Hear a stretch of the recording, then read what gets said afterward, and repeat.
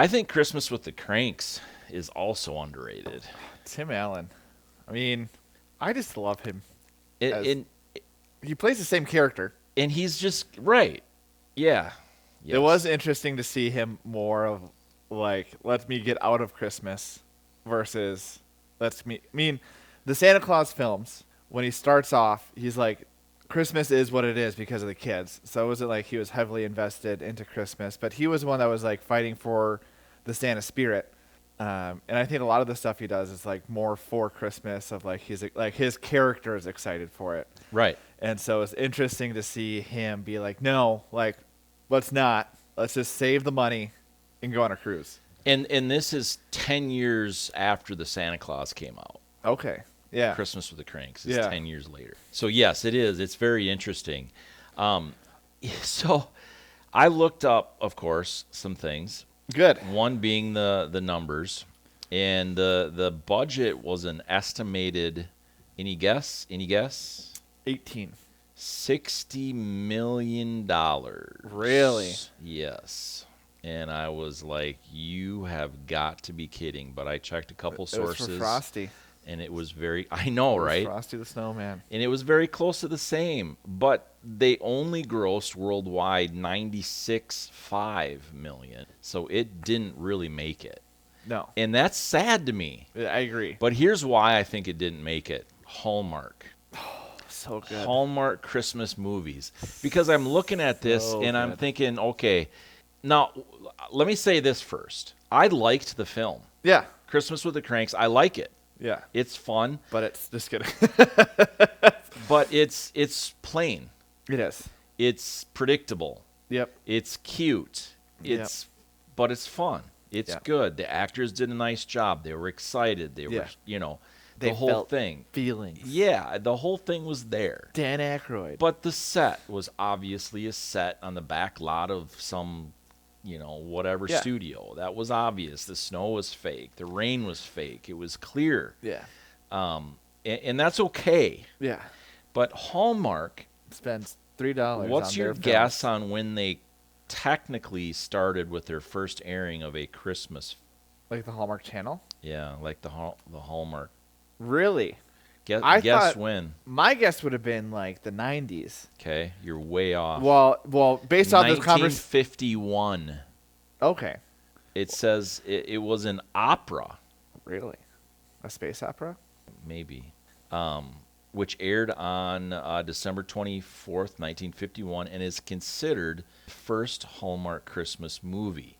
The channel itself launched in 2000, or 2001, and it was in 2006 that the Christmas card had significantly boosted, and I quote, significantly boosted its focus on holiday content. What classifies then a Hallmark film? So apparently, if Hallmark themselves are involved in it, Right. very specifically, Yeah. and I just have it really briefly here, but Well, and so that's where I'm like Hallmark genre. Like It's- obviously you see now yeah, the same. exactly, and that's what style. I was wondering if they were involved with this, Yeah. like because it felt like a Hallmark, Yeah. and that's okay. They would have not spent this money on a No, Hallmark. no, film. exactly. Yeah. But you look at the set. The first, Yeah. first 10 minutes, I'm like, is Hallmark involved here? Yeah. So, yeah, That's a fun fact. it's pretty interesting, I think. And so, is this why it didn't do very well? Because Hallmark was rolling? Because this is a solid film. It is. My question would be, like, what's the highest grossing Christmas film? Yeah, right.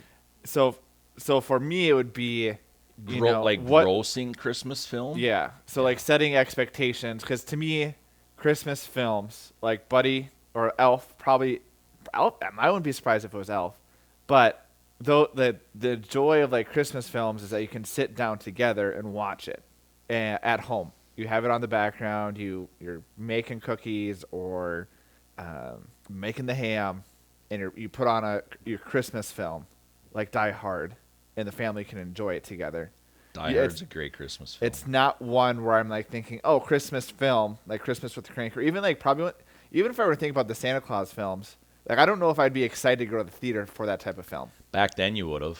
That's true. I mean, you were too young. Yeah. You weren't even born. That's really, true. With the first one, but it back then it would have been because it was such a different experience back then. It wasn't what it is today. That's true. There wasn't streaming. There wasn't satellite. Stuff like that. That was a big deal. Okay. Like I can't even tell you how big of a deal it was No, to go you to the can't. theater. Yeah. Like back in the early '90s, especially, that was a huge thing. Like the biggest theater experience I remember is like when Phantom Menace came out. Sure. That was like that's my experience of like this is an experience. Yeah, for sure. And it is.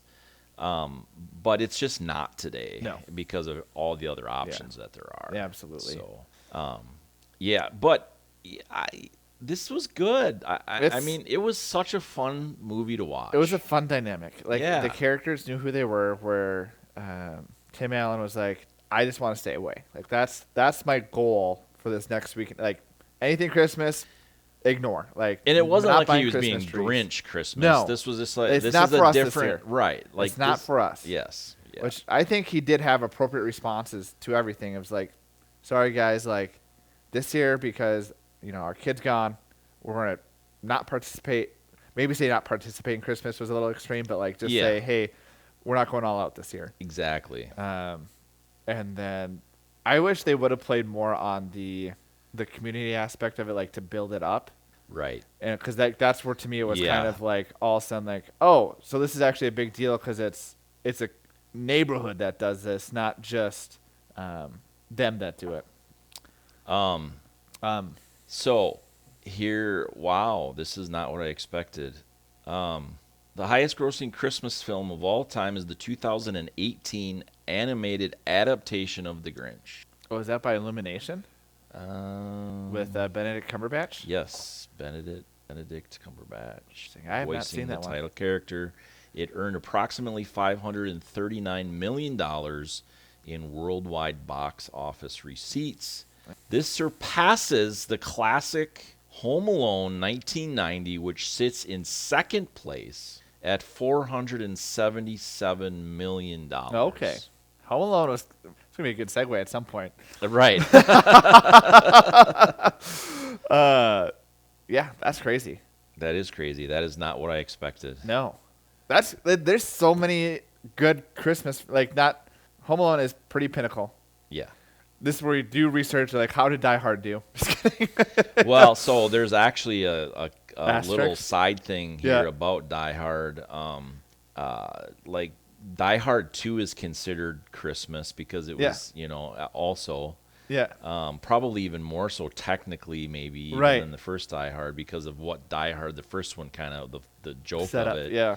But Die Hard 2 consistently tops unadjusted gross rankings as of late 2025. So it doesn't give this search didn't give an exact number, but it's in the running there for Interesting. Who would have thought? I know. Christmas with the Kranks. Yeah, it's fun to do this because it leads you down a different path than a normal viewing. Right. For me anyway. Yeah. You think about cinematic experience and then you tailor it specifically. We don't really do it great at Halloween because someone is afraid of those type of films. Not needing to say names or anything. But even those are like, it's a different mindset of like, what is the horror genre for what it comes to? And for us right now, it's Christmas. Like, what is Christmas? What does that entail? And I think about this film, and I think it is a great film, but you think about classics, what it set up for jokes, and, what do you expect out of a Christmas film? It really didn't do much in that. No, right. There's fun things in it like freezing the cat with the water. Yeah. You kind of don't expect in a Christmas film. Right. But a lot of things are very just it's kind of coming. Yeah. There's some funny scenes though that kind of takes you out of it, like the tan booth situation. That was fun. Kind of takes you out of where the where the normal kind of the thing was going. With Tim Allen in a Speedo. Tim Allen in a Speedo, yes, absolutely. Not I. Another thing too. Speaking of Tim Allen, let me find the picture here. So he did the Botox thing, right?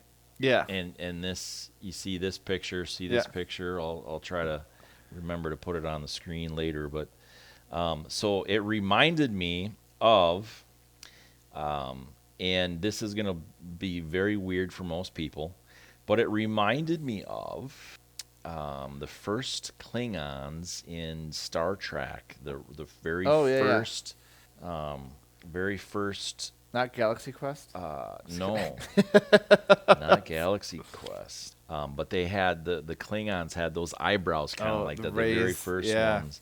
They finally kind of made them actual, real scary looking characters. Hey, raised eyebrows are pretty scary. They're not natural. No.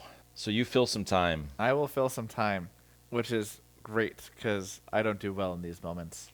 I know that's what makes it kind of fun. Okay, so Christmas with the Kranks.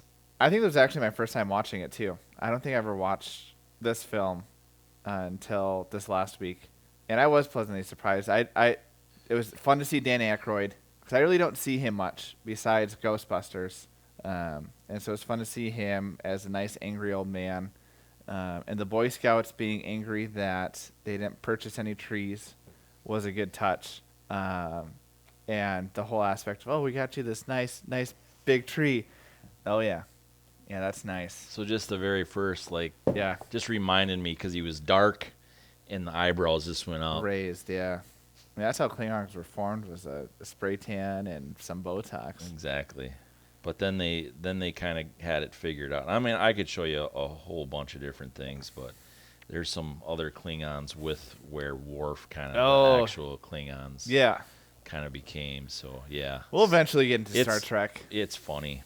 So that was a funny moment. That kind of takes you out of the predictability of it, for me personally. Good old Botox. Just don't do it. No, exactly. Just don't. But that's all I got with Christmas with the Kranks. How about you? That's it. It was fun. It is. I can't wait till next year Another already. Christmas film. I know. Yeah. Check out Home Alone, though. We're going to do Home Alone here. So check it out, right? Yeah. I guess. I guess. Is that next? Yeah, that's next. Segues. You like your segues. Yeah. Make sure you hammer out a comment, hammer the like button, and Subscribe. yee! Peace. See you next time.